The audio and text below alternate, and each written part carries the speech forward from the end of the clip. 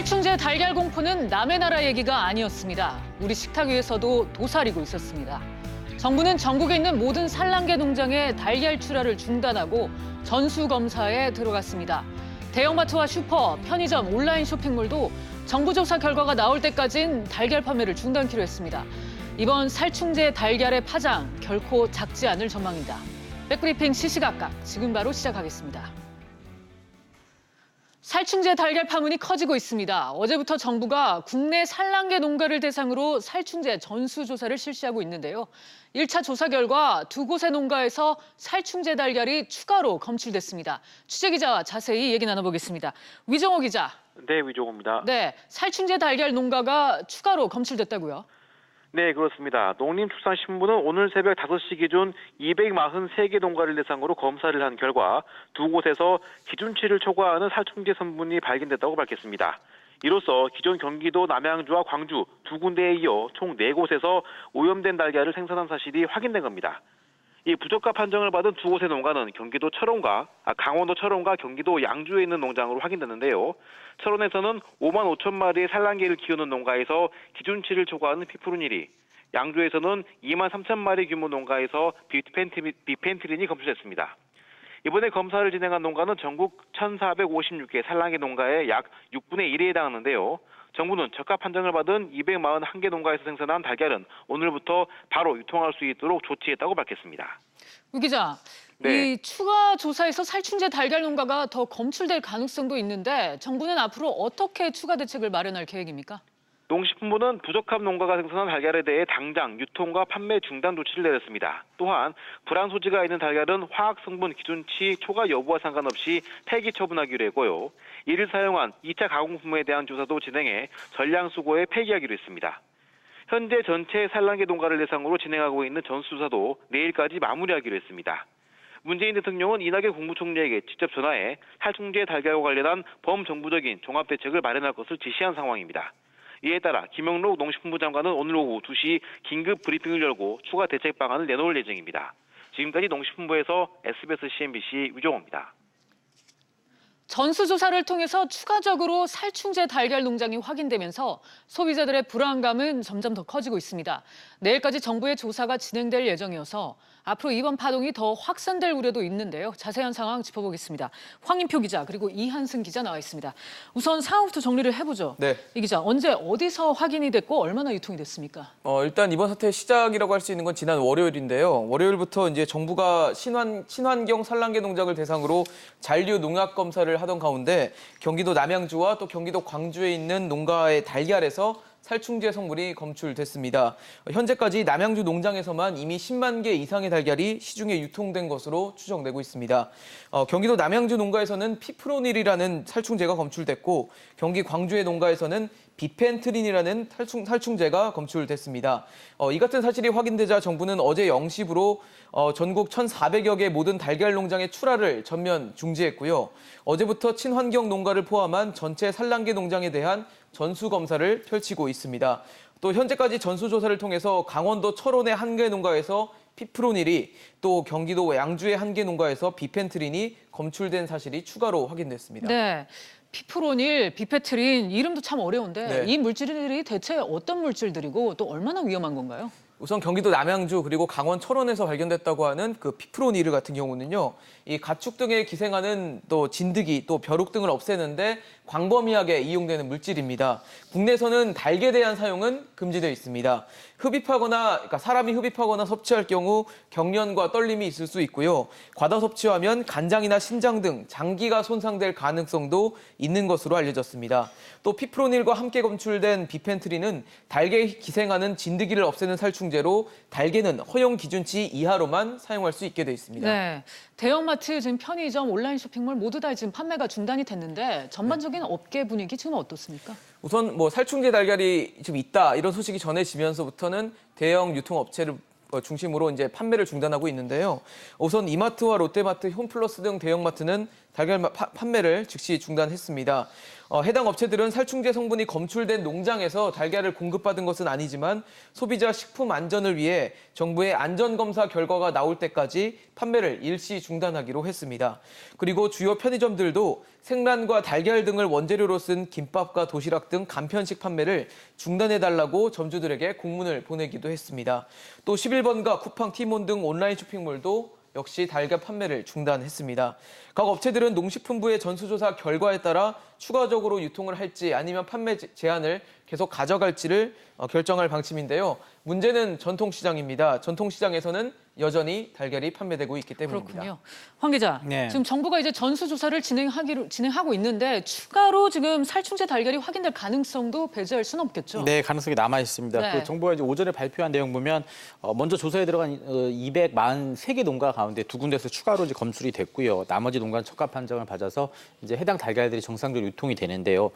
전국의 산란계 농장이 지금 1,239개나 됩니다. 오늘 아침까지 약 20%인 240여 개 농장의 검사를 마쳤고 오늘 밤까지 전체 농장 중에 62% 정도의 조사가 이제 끝난다는 게 정부의 설명인데 아직 나머지 농가에 대한 조사가 진행 중이고 결과가 나오지 않았기 때문에 파장이 더 커질 가능성이 남아 있습니다. 특히 농가에서 왜 이 살충제를 사용했는지 이제 정부가 조사를 해보니까 효과가 좋았다 이런 말이 나왔다고 하는데요. 이에 따라서 그 살충제의 위험성은 모른 채 그 산란계 농가에서 살충제가 좀 암암리에 그리고 광범위하게 사용됐을 가능성을 배제하기는 어렵습니다. 네. 그런데 황 기자, 불과 5일 전만 해도 식약처가 국내 달걀은 안전하다 이렇게 얘기를 했었거든요. 대체 어떻게 된 겁니까? 네, 그 유럽의 이제 살충제 달걀에 대해서 류영진 그 신임 식약처장이 지난 10일 그 지난해와 올해 조사 결과 국내산 달걀과 닭고기에선 이 피프로닐이 검출되지 않았다, 안심하고 생활해도 된다 이런 말을 했습니다. 이 검사 대상에 대해서 샘플 3천여 건을 검사했다고 설명했지만 이 식약처가 직접 검사한 달걀은 지난 6월에 했었고 그것도 이제 한 60건에 불과한 것으로 나타났습니다. 이 식약처는 뒤늦게 이제 조사 당시에는 그런 살충제 성분이 검출되지 않았다며 해명에 나섰는데요. 당시 조사가 이제 전수조사도 아니었고 또 진드기가 많은 여름철이 아니었기 때문에 별다른 문제가 없었던 것으로 지금 이제 해석이 되고 있습니다. 오히려 벌레가 기승을 부리는 여름철에 이 전체 달걀에 대해서 전수조사가 있었어야 했는데 좀 관리가 미흡한 것 아니었냐 그런 지적도 나오고 있습니다. 그렇군요. 그렇다면 지금 정부 대응에도 문제가 있었다 이렇게 볼 수도 있는 거네요. 지난 3년간 살충제 관련해서는 조사가 한 번도 없었다 그런 얘기도 들리던데 사실입니까? 네, 사실 이번 그 살충제 달걀 문제는 지난 10월 국정감사에서 먼저 좀 제기된 바가 있습니다. 당시 기동민 더불어민주당 의원이 그 식약처에 확인해 본 결과 달걀을 대상으로 한 잔류 농약 검사가 최근 3년 동안 단 한 건도 없었다고 지적을 한 바 있습니다. 이 정부가 그때 이제 부랴부랴 60여 곳의 달걀에 대해서 살충제와 농약 성분이 있는지 검사를 했는데 역시 살충제 성분이 검출되지 않았습니다. 그런데 이번에 좀 대대적인 조사를 다시 한번 해보니까 친환경 농장 여러 곳에서 지금 살충제 성분이 나오고 있는 겁니다. 네, 정부도 대처에 미흡했다는 비판은 피할 수 없을 것 같은데 이 기자, 이미 네. 구입한 달걀은 어찌 해야 합니까? 먹어도 됩니까? 만약에 지금 냉장고에 있는 갖고 계신 달걀들 중에서 그 생산자 표시가 적혀 있는 달걀을 갖고 있다면 정부의 검사 결과를 기다린 후에 이상 유무를 확인하는 것이 더 좋을 것 같습니다. 하지만 포장이 없거나 생산자 표시가 없는 달걀도 있기 때문에 이런 경우에는 사실상 안전 유무를 확인할 길이 없다고 봐도 과언이 아닙니다. 네. 생산 유무를 어떻게 판단하는지 좀 말씀을 드리려고 하는데요. 양계농장 지금까지 문제가 된 곳이 총 4곳입니다. 그중에서 경기도 남양주 마리농장에서 생산된 달걀 같은 경우는 지금 왼쪽에 보시는 것처럼 08말이라고 찍혀 있고요. 또 경기도 광주의 우리농장에서 나온 달걀 껍데기에는 08LSH라고 표시가 되어 있습니다. 여기서 앞에 08이라는 거는 지역의 코드를 의미하는 것인데요. 두 지역 다 경기도이기 때문에 08이라는 코드가 찍혀 있는 겁니다. 그래서 추가적으로 확인이 된 강원도 철원 같은 경우는 강원도의 코드인 09가 찍혀 있을 거고요. 또 경기도 양주는 마찬가지로 경기도에 있기 때문에 08이 찍혀 있을 것으로 보입니다. 그리고 지금 같은 말씀드린 것처럼 코드를 확인하는 것도 방법이지만 또 이마저도 좀 찝찝하신 분들은 환불하는 것도 방법이 될 수 있습니다. 특히 대형마트 3사의 경우에는 기존에 그 구입한 달걀을 환불을 하기로 방침을 세웠는데요. 구매 시점과 관계없이 영수증 갖고 해당 마트에 가시면 환불을 해준다고 합니다. 네, 제빵 제과업계에 대한 파장도 만만치 않을 것 같아요. 어떻습니까? 아무래도 뭐 빵, 과자 이런 것들이 이제 달걀이 들어가기 때문에 제가 그렇죠. 없게도 지금 비상인 상황인데요. 네. 특히 제품 대부분의 이 달걀을 쓰는 제빵업계의 타격이 만만치 않을 것으로 보입니다. 이 제빵업계의 특성상 보통 신선란을 공급받아서 이 사흘 안에 소진하기 때문에 정부의 달걀 출하 중단 조치가 사흘 뒤까지도 완전히 풀리지 않는다면 생산 중단될 가능성도 있습니다. 반면 마요네즈나 이런 가공식품을 판매하는 식품업체들은 국내산 생란을 거의 쓰지 않기 때문에 괜찮다고 주장하고 있습니다. 그렇군요. 황 기자, 달걀이 다시 온전하게 유통이 되려면 얼마나 시간이 더 걸릴까요? 일단 그 정부 조사 결과 발표에 따라서 이제 25% 정도 수준의 달걀은 지금 이제 정상적으로 오늘부터 유통이 될 예정입니다. 나머지 75%가 문제인데요. 정부가 내일까지 계속해서 전수조사를 벌이기로 한 만큼 결과가 나올 때까지는 일단 기다려 보셔야 될 것 같습니다. 검사 결과 극히 일부 농가에서만 살충제를 썼다고 하면 별다른 문제가 없겠지만은 이 살충제가 이제 뭐 좀 암암리에 그리고 좀 넓게 많은 농가에서 그동안 썼다면 이 달걀 유통은 상당 기간 좀 차질을 빚게 될 것으로 보입니다. 네, 이렇게 달걀이 문제가 되면서 달걀만 불안한 게 아니라 좀 닭도 좀 먹기가 불안하다 이런 생각이 그렇죠. 드는데 닭은 먹어도 되나요? 뭐 현재까지 조사 결과를 봤을 때는 닭고기에서 피프로닐, 그러니까 살충제 성분이 발견되지 않았습니다. 네. 현재 살충제 성분이 검출된 농가의 닭은 알을 낳는 산란계로 그러니까 식용닭을 키우는 육계 농장과는 다르다는 설명입니다. 또 좁은 밀폐형 철장에서 산란계를 키우는 것과 달리 육계 같은 경우는 상대적으로 넓은 바닥에서 풀어놓고 키우고 이 사육 기간도 한 달 남짓에 불과하기 때문에 굳이 이 진드기 퇴치용 살충제를 쓸 필요가 없어서 문제가 없다는 게 정부 측 설명입니다. 네. 그래도 역시 서민들의 입장에서는 물가가 가장 걱정입니다. 달걀값 폭등이 다시 재현될 가능성 있을까요? 예, 가능성이 좀 남아 있습니다. 네. 그 지난해 이제 조루 인플루엔자 사태 당시 달걀값이 그 30개 한 판에 10,000원 이상으로 그 폭등했던 사례들을 아마 기억들 하실 겁니다. 이 정부가 해외에서 달걀을 수입해서 가격을 안정화시킬 정도로 서민 물가에 큰 영향을 줬는데요. 이번에도 이제 정부의 전수조사 등으로 달걀 유통이 뭐 당분간 한 내일까지는 좀 제한이 되면서 이 달걀 수급이 원활치 못해서 가격이 뛸 가능성이 있습니다. 또 달걀을 주요 재료로 쓰는 식당들과 식품업계도 이 재고 확보를 제때 못하는 등 어려움이 다소 커질 것으로 보입니다. 네. 황희표 기자, 이한승 기자, 얘기 잘 들었습니다. 직장을 선택할 때 가장 중요한 것 가운데 하나가 바로 급여입니다.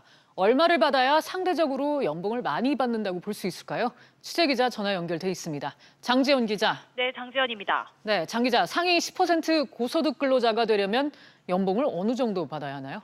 네, 한국경제연구원이 자영업자나 고용주를 제외하고 임금 근로자를 대상으로 조사한 고용노동부 통계 자료를 기초로 해서 임금 현황 자료를 내놨는데요. 이 자료에 따르면 최소한 6,607만 원 이상을 받아야 상위 10% 안에 포함됩니다.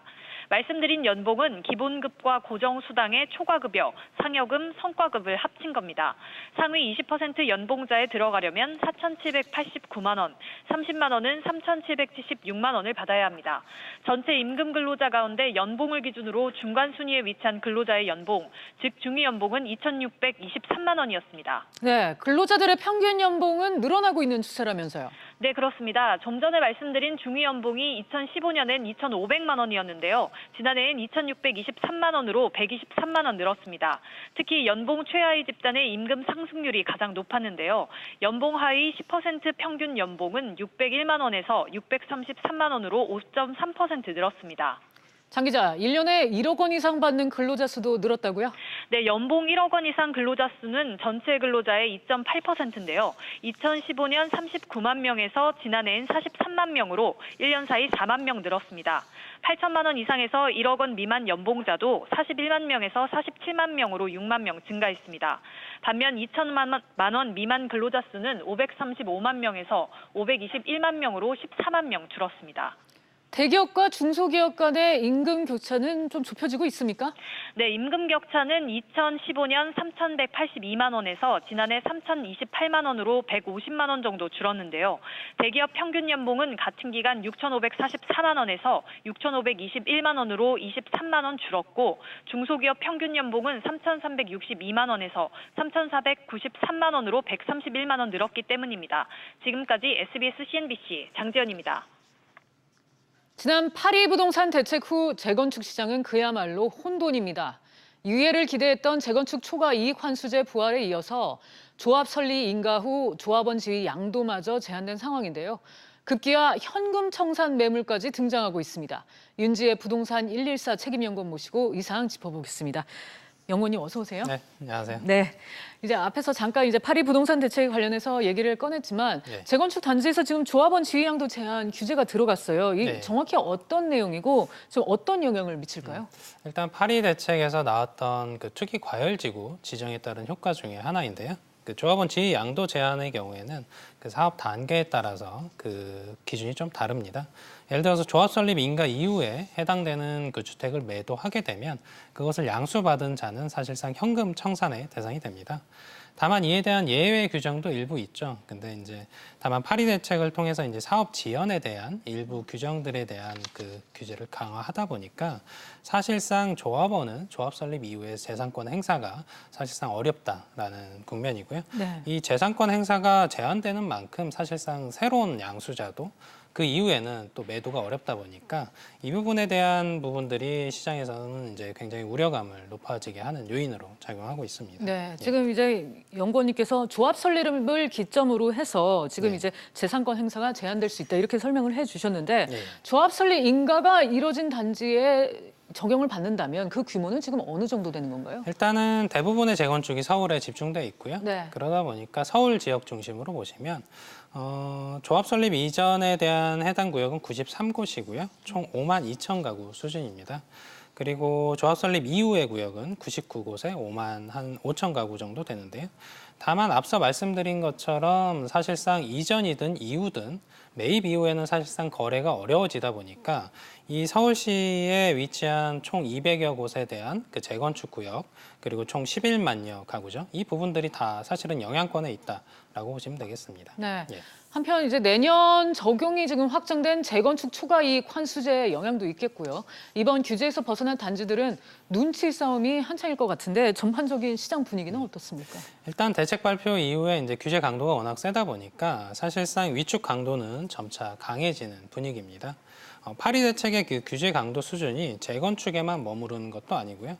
사실상 청약이나 대출, 세금 등 그 전방위적인 규제가 한꺼번에 몰아서 이제 집중이 되다 보니까 현재 대책 발표 이후 1에서 한 2주 정도 지난 상황인데 지켜보자는 분위기는 다소 우세합니다.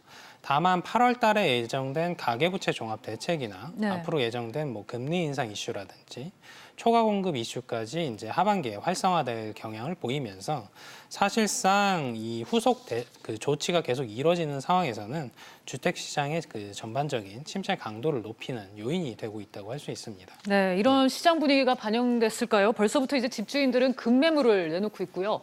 매수자는 이를 구매할지 고민하는 형세가 벌어지고 있습니다. 자연스레 관심은 집값에 쏠리는 분위기인데 현재 어떻게 형성되고 있습니까? 일단 지난주 8월 11일 기준으로 저희 이제 부동산 114에서 조사한 기준에 따르면 사실상 가격 상승 흐름이 급격히 둔화되는 양상입니다. 일단 지난주 기준으로 0.07% 정도 상승을 했는데요. 이게 그 정부의 정책과 그 투자 심리에 영향을 받는 재건축 시장 중심으로 사실상 0.25% 하락을 하면서 이게 전주에 0.74% 상승했다는 점과 비교하면 일주일 사이에 변동폭이 1% 수준에 육박하고 있습니다. 엄청 큰 거죠, 그러니까. 네, 그렇습니다. 네. 한 주 동안의 변동률이니까요. 그렇다 보니까 재건축 아파트의 가격 하락도 강동이나 송파 등 주요 재건축 그 단지 중심으로 이뤄지고 있어서 대책의 효과는 사실상 일단 긍정적으로 볼 수 있겠습니다. 네. 이렇게 여러 가지 전망을 종합해 보자면요. 결국 거래 절벽이 올 수 있다. 이런 걱정의 시선도 있더라고요. 어떻게 네. 보십니까? 일단 파리 대책 자체가 역대급 수준이라는 네. 평가가 있고요. 역대급이라는 말은 사실상 이 정도의 규제가 있었던 적이 없다라고 평가된 상황입니다. 네. 이처럼 이제 규제 강도가 높다 보니까 단기 차익 목적의 투자자 물건은 사실상 유예 기간을 줬죠.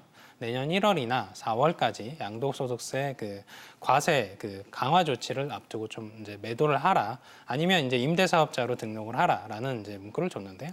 사실상 이제 투자 수입이 제한된 상황이고 이 다주택자와 갭 투자를 통해서 유입된 가수요가 이 시장에 매물을 내놓기 시작하면 실수요자 중심으로 시장에서 이제 매물을 받아줘야 됩니다. 네. 근데 하지만 이제 실수요자 중심으로 이제 시장을 재편하겠다는 정부의 취지는 이제 10분 이해는 하지만 사실상 대출 규제 부분에서 실수요자도 굉장히 까다로운 규제를 적용받게 됩니다. 예를 들어서 뭐 맞벌이일 경우에 7천만 원 이하의 소득이라든지 이런 규정들이 있다 보니까 이 규제 내에서 이 나오는 물량들, 다주택자나 이제 갭 투자에 의한 가수적 물량들을 사실상 받아주는 수요층이 탄탄하지 못하다 보니까 시장에 대한 그 거래, 동결에 대한 부분이 좀 우려가 되는 상황이죠. 네.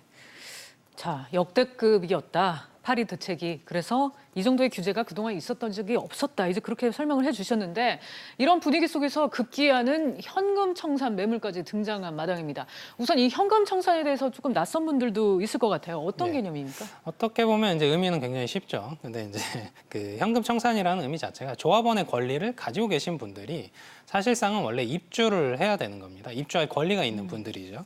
이 부분들을 사실 현금으로 이 조합원의 권리를 청산하겠다라는 의미이기 때문에 사실상 이분들은 입주할 수 있는 권리가 없는 분들이죠. 아까 말씀드린 것처럼 조합 설립 인가 이후에 만약에 이제 양도를 받으신 분이라면 그 감정평가 시점에 이제 현금 청산의 그 기준이 어느 정도 확인이 되는 거고요. 다만 사업 시행 인가 이후나 이제 관리 처분 인가를 들어가기 전에 현금 청산을 그에 대한 가이드가 나오다 보니까 지금 매입하시는 분들이 내가 현금 청산이 어느 정도 될 거다라를 예측, 비전문가 수준에서는 사실 예측하기가 어려운 불확실성을 굉장히 높이는 요인이라고 할 수 있습니다. 네. 예. 이번 대책에 따라서 거래가 묶인 재건축 매물들이 많은데요. 그렇다면 이런 매물들이 모두 다 현금 청산 대상이다. 이렇게 볼 수 있는 건가요? 그건 아닙니다. 네. 아까 말씀드렸듯이 예외 조항이 있고요. 예. 예외 조항도 있다 보니까 모든 재건축 매물이 현금 청산 대상은 아닌데요. 다만 이제 예외 규정이 보시면 질병이나 직장 뭐 이전 등의 문제로 이제 뭐 매도를 하거나 아니면 사업 단계에 따라 일정 기간 지연되는 사례들입니다.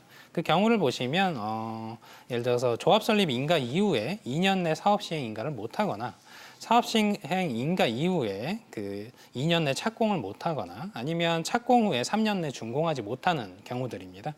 다만 이제 올해 9월까지 정부가 이 부분을 모두 3년으로 강화할 예정이고요. 이렇다 보니까 사실상 그 현금 청산 대상에 대한 매물은 아니지만 네. 그 매물들에 대한 이제 우려감이 높게 나타나고 있는 거죠. 그렇군요. 예. 이렇게 값이 급락한 매물들이 상당수 시장에 풀리게 되면 네. 당연히 이제 투자자들의 관심도 커질 수밖에 네, 없을 것 맞습니다. 같은데요. 네. 하지만 이 현금 청산 매물을 이제 볼 때도 좀 따져봐야 할 사항들이 있겠죠. 예, 맞습니다. 일단 뭐 매물 자체는 싸게 나올 수도 있습니다. 근데 예. 급매물이라고 해서 현금 청산 대상인데 만약에 접근을 하시면 투자 위험은 굉장히 높습니다. 일단 아까 말씀드린 것처럼 현금 청산이 어느 정도 이루어질지 알 수 없는 부분이기 때문에 투자금이 장기간 묶일 뿐더러 사실상 본인이 투자한 금액 대비 오히려 현금 청산 금액이 낮게 나타나는 경우도 나타날 수 있습니다.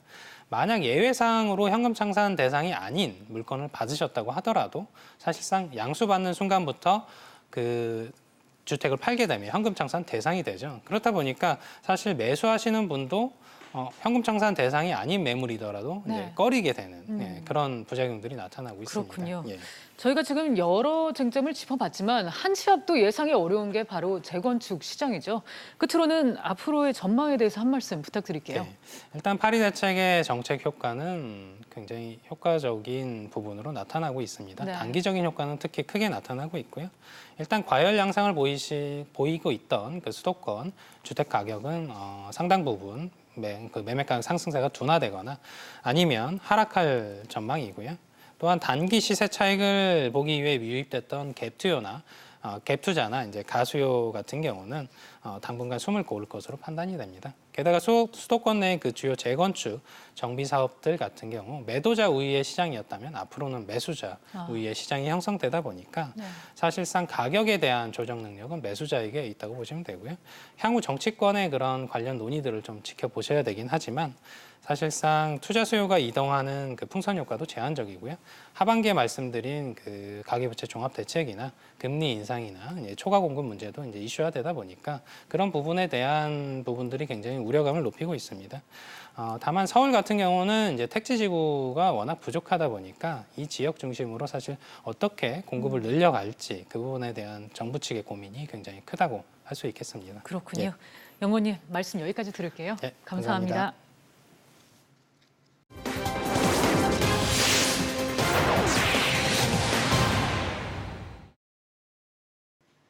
연금은 노후의 자산이라고 하죠. 그만큼 고령화 사회로 진입할수록 그 필요성이 커진다는 얘기입니다. 그런데 연금을 어떻게 관리하고 어떻게 수령받는가에 따라서 혜택의 차이가 크다는 거 알고 계시나요? 이인표 생활경제 큐레이터와 함께 얘기 나눠보겠습니다. 큐레이터님 어서 오세요. 네, 안녕하세요. 네. 자, 요즘 이제 노후 빈곤에 대한 이제 걱정들이 많으신데 노후 준비를 소홀하게 해서 생활에 어려움을 느끼는 경우가 요즘 참 많잖아요. 네, 한 통계에 보면 60세 이후에 빈곤율이 50%에 육박한다고 하는데요.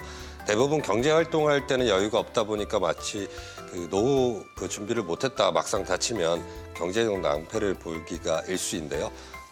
지금이라도 한 번쯤 그 미래의 나 자신의 경제 상태를 한번 체크를 해보시고 준비를 좀 철저히 하셔야 될 것 같습니다. 네, 이렇게 말씀하셨다시피 이런 이유로 연금의 중요성이 갈수록 커지고 있는 그런 상황인데 하지만 단순히 연금을 가입하고 그냥 유지한다고 해서 똑같은 혜택을 받는 건 아니겠죠. 그래서 지금부터 연금을 어떻게 관리하고 또 어떻게 수령받아야 할지 알아보겠습니다. 우선 노후 준비의 시작이라 불리는 국민연금부터 살펴볼까요? 네, 국민연금 수령액은 일반적으로 다들 알고 계신 것처럼 납입 기간과 납부한 보험료에 따라서 금액이 정해진다는 거 다 알고 계신데요. 이런 숨어있는 두 가지 제도를 통해서 같은 기간 같은 납입 금액을 하셨더라도 수령액을 늘릴 수 있는 방법이 있는데요. 오늘은 대표적으로 연기연금 제도하고 추후 납부 제도 이 두 가지를 좀 설명드리겠습니다. 연기연금 제도는 그야말로 연금 수령 시기를 뒤로 미룰 수 있다는 얘기인데요.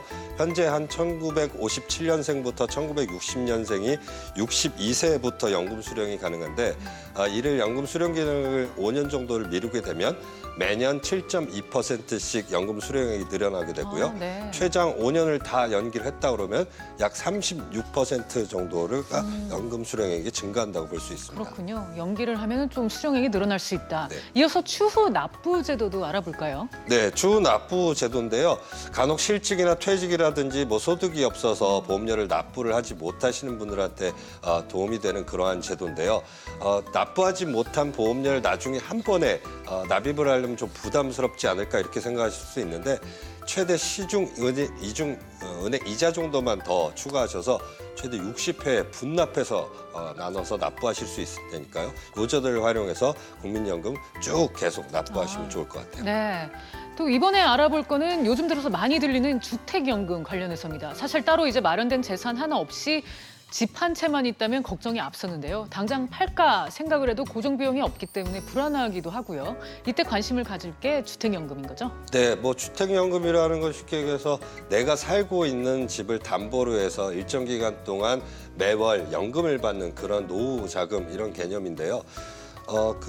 가장 큰 장점이라고 할 수 있는 건 평생 동안 내가 살 수 있는 거주 공간을 보장받을 수 있다는 게 가장 큰 장점인데요. 네. 가입 조건도 굉장히 간단합니다.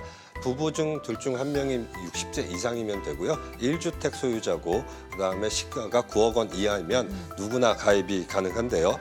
주택연금에 대해서 꼭 알아야 될 점은 바로 이 점입니다. 주택연금은 집값의 변동에 상관없이 주택연금 가입 시점에 따라서 연금이 지급이 되니까 네. 만약에 내가 한 2, 3년 후에 주택연금을 계획하고 계시는데 2, 3년 후에 집값이 하락이 예상이 된다면 가입 시점을 좀 당겨보는 것도 고려를 좀 하셔야 될 겁니다. 그렇군요. 그렇다면 만약에 집값이 갈수록 오르는 경우에는 어떻습니까? 네, 뭐 굉장히 주변에 큰 호재에서 집값이 많이 올랐다고 네. 가정하면 좀 억울하실 수도 있을 텐데요. 만약 그 정도의 차이가 나신다 그러면 지금까지 받았던 연금액을 모두 반납을 하시고 가입 철회를 하시면 되는데요. 네. 반대로 또 집값이 하락을 해서 득이 되는 경우도 있겠죠. 그래서 앞서 말씀드린 것처럼 주택연금 어쨌든 가입 시점에 따른 결정이 되니까 그 시점을 신중하게 고려하셔야 된다고 또 한 번 강조드리겠습니다. 그렇군요.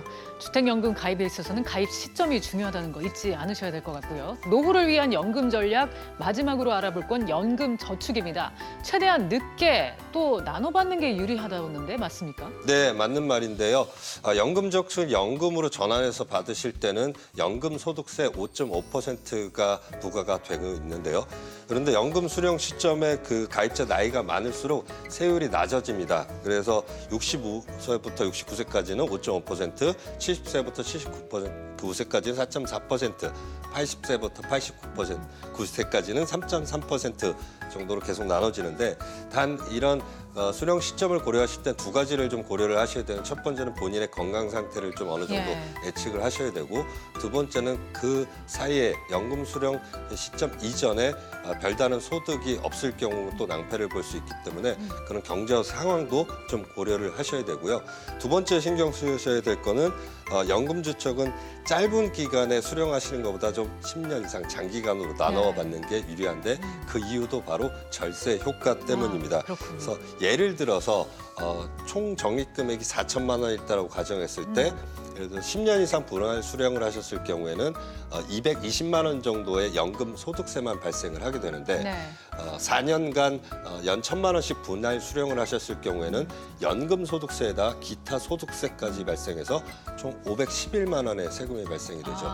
그러면 이 차익은 한 291만 원 정도가 되니까 같은 금액 가지고도 이만큼의 세금 차이가 나는 겁니다. 그러니까 같은 금액을 갖고 작은 금액으로 더 쪼개서 길게 내는 게 더 유리하다는 그런 말씀이시죠? 그렇죠. 그러니까 정리를 하면 연금 같은 경우는 가급적이면 수령 시기를 늦추고 수령 기간을 장기간으로 해주신 게 유리하다 이렇게 정리해드릴 수 있겠습니다. 네, 알겠습니다. 오늘은 이인표 생활경제 큐레이터와 함께 노후의 자산, 연금 활용법 관련해서 자세히 알아봤습니다. 오늘 시간 감사드립니다.